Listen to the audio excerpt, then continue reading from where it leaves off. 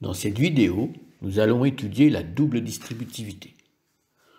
Tout d'abord avec une situation géométrique. Soit ABCD un rectangle que nous avons découpé en 4 parties qui sont aussi des rectangles. Les lettres A, B, C et D représentent les dimensions de ces 4 rectangles. Nous allons calculer l'aire du rectangle ABCD de deux façons différentes.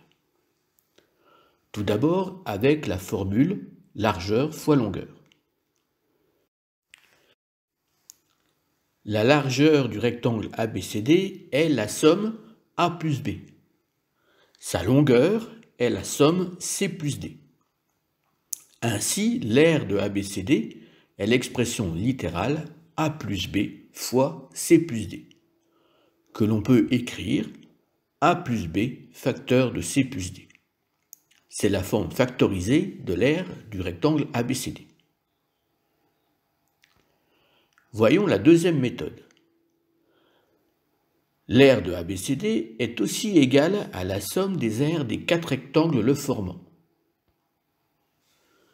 Les dimensions du rectangle bleu sont A et C, donc son aire est A fois C.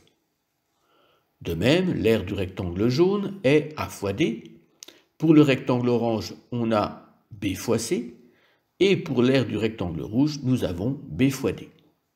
Par conséquent, l'aire du rectangle ABCD est donnée par la somme algébrique A fois C plus A fois D plus B fois C plus B fois D. Soit en écrivant en écriture simplifiée AC plus AD plus BC plus BD.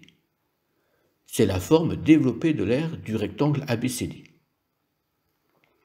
Les deux formules obtenues, A plus B facteur de C plus D et AC plus AD plus BC plus BD, calculent toutes les deux l'aire du même rectangle. Elles sont donc égales. Voyons maintenant comment retrouver ce développement à partir de l'expression littérale A plus B facteur de C plus D. Tout d'abord, nous faisons le développement de A facteur de C plus D.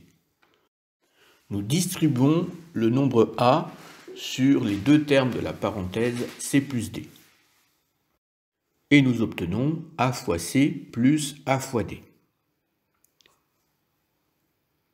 Nous recommençons avec le nombre B.